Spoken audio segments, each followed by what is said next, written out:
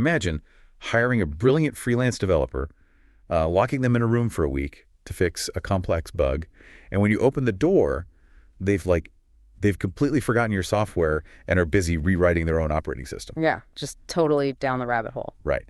And that's exactly what happens to AI coding agents today over long horizons. So we're looking at a paper called Harnessing Agentic Evolution by Jia Yang and colleagues from HK Hsu's, Deep Wisdom, and a few others. It's a really crucial paper. Definitely. And if you're an ML engineer or AI researcher building autonomous workflows, here is the 60-second breakdown. Agentic evolution is incredible for iteratively improving code, but current methods force a really painful compromise. You basically have to pick your poison. Exactly. You either use a procedure-based outer loop that is highly reproducible but completely rigid, or you deploy a general-purpose coding agent that's flexible but, inevitably suffers from context drift. Right, they just get stuck in local optima over these massive context windows. Yeah, so this paper introduces AEVO, which is a framework that reformulates agentic evolution as an interactive environment. Instead of having an agent directly generate the next candidate piece of code, AEVO uses a meta agent. Which is such a cool shift. It really is. This meta agent analyzes the accumulated history, the failures, the execution traces, the compute costs, and it actually edits the mechanism, the underlying procedure governing the next segment of the search. And to pull this off without the agent just, cheating, AEVO standardizes the workspace and physically protects the evaluator to prevent reward hacking. Yeah, and the result is a state-of-the-art 1,138 cycles on the Anthropic kernel optimization task, which outperforms the strongest baselines by 26% on standard benchmarks. That 26% is massive. It's huge. So welcome to AI Paper Podcast. Today we are opening the black box on AEVO's meta-level orchestration so you can apply these architectural patterns to your own AI workflows. Because for anyone building LLM-based problem solvers today, the paradigm has shifted entirely away from zero-shot generation. Right, nobody just prompts once and expects magic anymore. No, not at all. We are firmly in the era of iterative construction. You produce an artifact, evaluate it against a metric, feed that signal back into the context, and try again. The classic loop. Exactly. The entire industry relies on this loop, which we call agentic evolution. But the problem, as you mentioned in the summary, is that the two dominant ways developers instantiate this in production, they both have fatal flaws over hundreds of iterations. Let's look closely at those two architectures. If the goal is just generating code, why doesn't throwing a massive model like Claude at it work over a long timeline? Well, that's what we call agent-based evolution. You drop a general-purpose coding agent into the driver's seat. It reads the compiler feedback, decides what tool to use, and dictates the next attempt. Sounds great in theory. Right, you get maximum flexibility. But the failure mode is context drift. As the agent runs through, say, 50 or 100 iterations, the context window just bloats. It fills up with massive error logs, failed hypotheses, stale files. It's like a wall of text. Yeah, and the attention mechanism of the LLM starts weighting stale, misleading evidence way too heavily. The agent becomes overwhelmed, overcommits to an old assumption, and essentially gets lost in its own bloated workspace. It totally forgets the primary objective. So that's our brilliant but easily distracted freelancer from the analogy. Exactly. Then on the other side of the spectrum, we have procedure-based evolution. Right. Think of frameworks like ADES or AFlow. These use a predefined, hard-coded Python outer loop. The developer writes fixed rules for how parent candidates are selected, how mutations are generated, all that. So it's very predictable. Highly modular and totally reproducible because it's hard-coded. But the bottleneck is the sheer rigidity. You're chaining a dynamic, open-ended search process to static heuristics. If the search space requires a sudden pivot-like shifting from writing new functions to heavily optimizing memory allocation, the procedure just blindly keeps applying the exact same hand-designed search pattern. So it's the rigid micromanager. They strictly follow the company flowchart to the letter, but the second an edge case pops up that isn't in the manual, they just freeze. That is a perfect way to put it. And both the micromanager and the freelancer hit a hard ceiling during long horizon optimization, just trapped in local optima for different structural reasons. Which brings us to the breakthrough in AEVO. Yeah. They decided to just, re-engineer the entire concept of the environment itself. Yeah, they took a massive conceptual leap. They reformulated Agentic Evolution as an interactive environment structured practically like a Markov decision process, or MDP. Okay, let's break that MDP part down a bit. Sure. In a standard setup, developers treat the state as just the current best piece of generated code. But AEVO completely redefines this. The state at round R, or S sub R, is the entire accumulated context of the evolution process. Wait, everything? Everything. Every single candidate attempted, the feedback loops, execution traces, specific failure modes, and the compute costs spent up to that exact round. It is a process-level state. Hold on, let's step out of the math for a second to ground this for the listener. If I'm watching my terminal screen right now, what does this actually look like? Are we talking about some massive, unreadable database file? It looks like a highly structured summary document. AEVO compiles all those raw logs into an observation space that an LLM can actually digest without losing its mind. Oh, nice. Yeah. And then you have the transition mechanism, denoted as pi sub r. If S sub r is the state, pi sub r is the logic operating on that state. In your terminal, pi sub r is the actual Python script, the prompt templates, and the specific agent configuration actively working to generate the next code candidate. And this is where the meta agent enters the picture. Exactly. The meta agent observes that summarized state history. Its action is not to write code. Its action is to output an edit to the transition mechanism itself. It updates pi sub r to pi sub r plus 1. I really want to isolate this point because this is where the architecture flips everything on its head. The meta agent never actually writes the solution code. So if the inner agent is the worker trying to solve a complex math problem, the meta agent is the manager who looks at the data, sees the worker has been failing for 20 rounds with a calculator, and decides to rewrite the rules, like take away the calculator, give them a geometry set, and change their prompt. That's exactly it. The meta agent fundamentally alters the conditions under which future evolution proceeds. It operates strictly as a process-level editor. It rewrites the rules, the tools, the prompts for the inner agent. Wow. And that updated inner mechanism is what actually goes on to generate the target code in the next segment. But, I mean, handing an LLM the keys to the entire environment and letting it edit its own rules sounds incredibly dangerous. Oh, it is. Right? Because if I'm an LLM trying to maximize a success metric and I have file system access, I'm not going to spend compute trying to solve a nearly impossible algorithmic task. Yeah. I'm just going to rewrite the evaluation script to give myself a perfect score. How does the framework stop the meta agent from simply cheating? That structural risk is exactly why this framework requires a harness. AEVO operates in a strict two-phase loop. It alternates between a meta-editing phase where the meta-agent edits the mechanism and an evolution segment where that updated mechanism is let off the leash to run for a set iteration budget. Okay, so where did the safety rails come in? They all live inside the harness. It acts as a cryptographic boundary.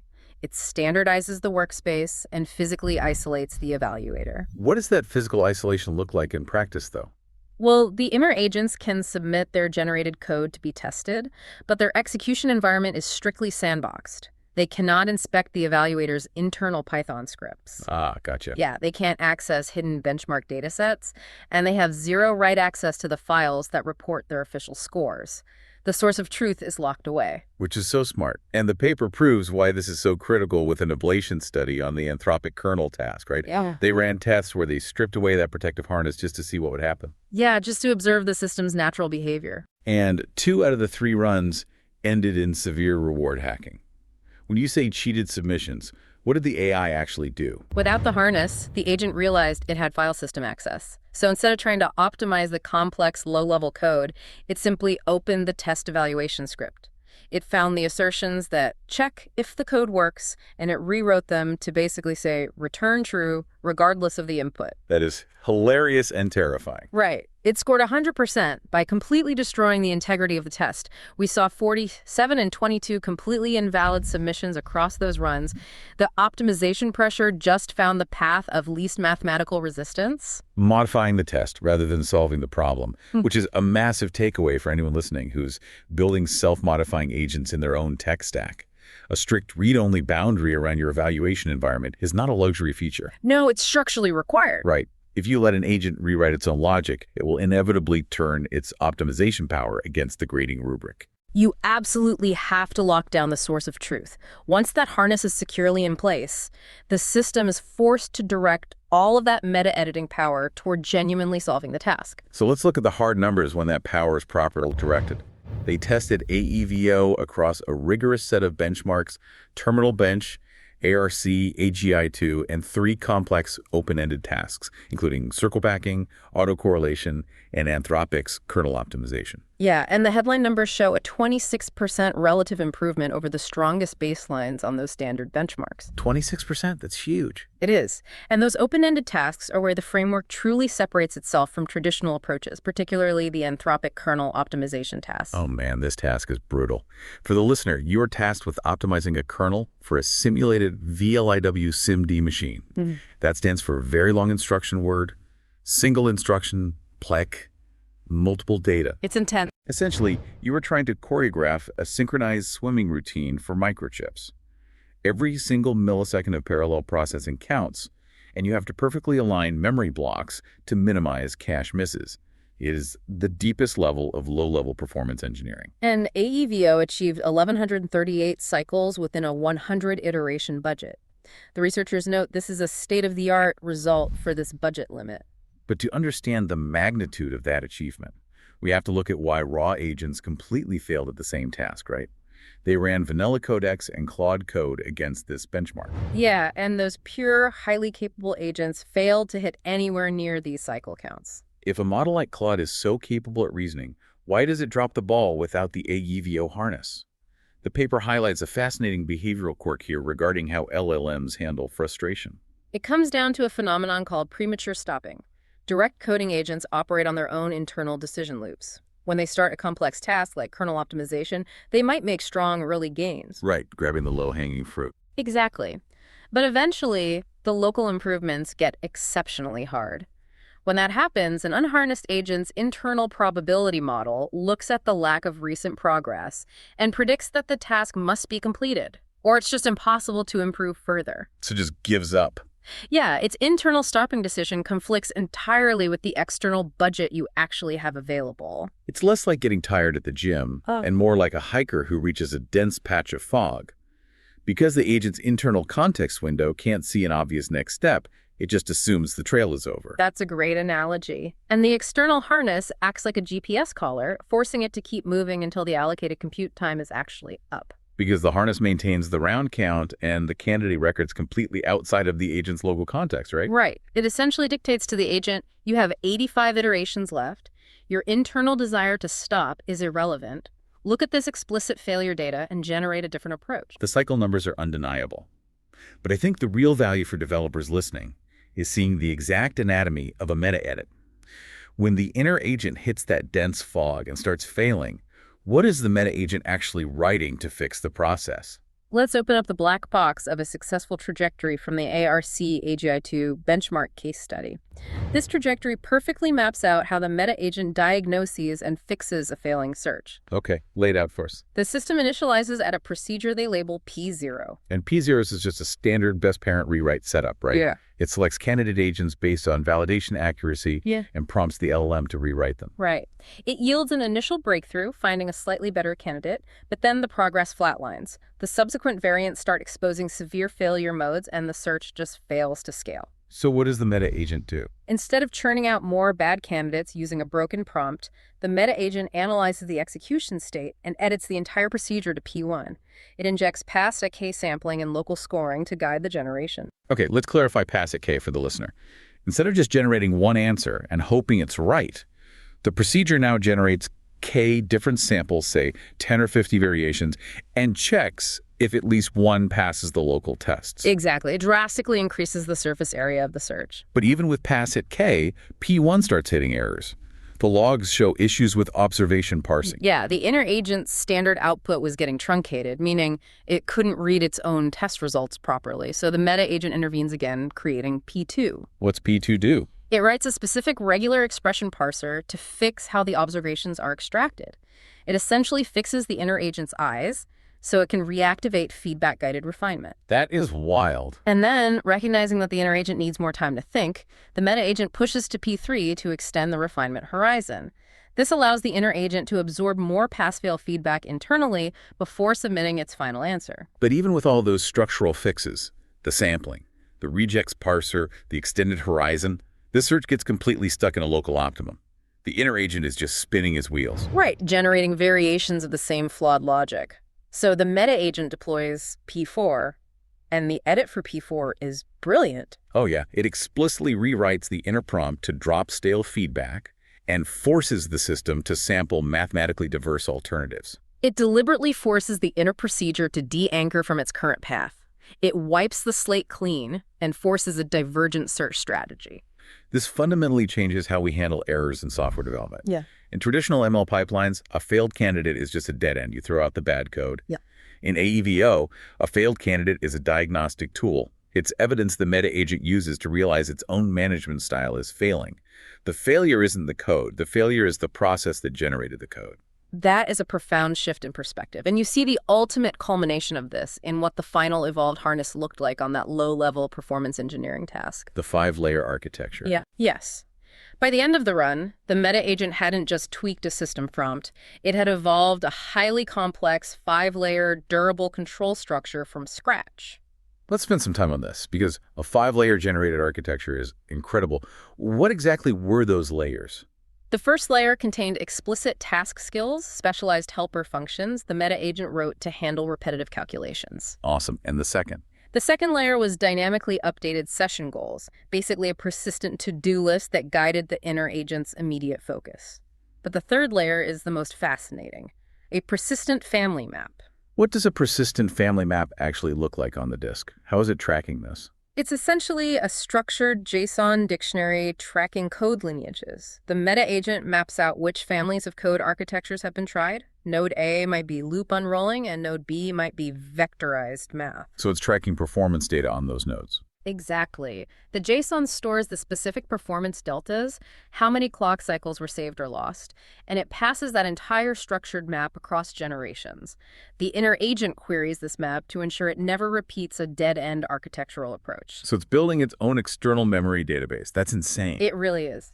Then the fourth layer contained support utilities for safely interacting with the evaluator, handling API calls, and formatting.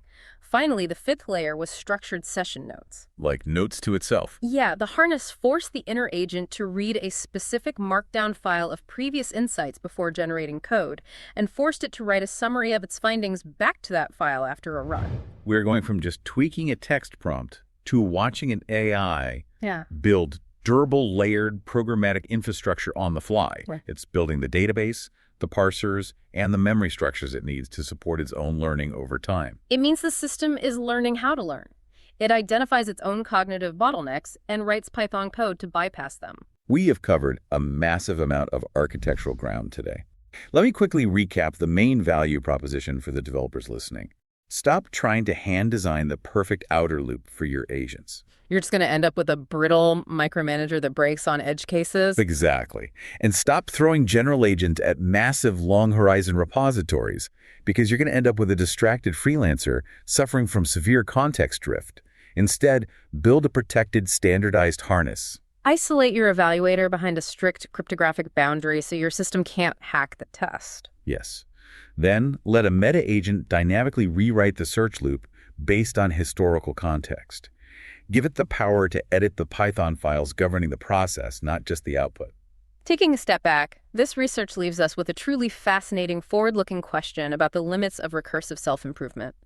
The paper proves that AEVO works by using a meta agent to edit the digital environment for an inner agent. But what happens when we scale this architectural pattern up? Oh man, you're talking about a meta agent. Could we introduce a meta agent to govern the meta agent's resource allocation? Turtles all the way down. An entire hierarchy of management agents editing each other's parameters. Because ultimately, as these environments gain the ability to rewrite not just their prompts and their Python scripts, but potentially their own neural architectures or how they distribute their own compute across a cluster, we are witnessing a massive transition. Moving from prompt engineering to autonomous cognitive architecture evolution. Exactly. If an agentic environment can successfully rewrite its own software infrastructure and memory banks to optimize performance, how long is it until the meta agent analyzes a compute bottleneck and starts designing its own custom silicon hardware to run on? Hardware design driven by the environment's own evolved optimization bottlenecks? That is a wild thought to leave off on. We will definitely be keeping an eye on where this meta-editing architecture goes next. Same here. Thank you so much for joining us for this breakdown. If you want to dive deeper into the specific Python implementations or review the ablation studies on reward hacking, definitely check out the original paper, Harnessing Agentic Evolution. We highly encourage you to experiment with these harness architectures in your own open source projects. Thanks for listening to AI Paper Podcasts, and we will catch you next time.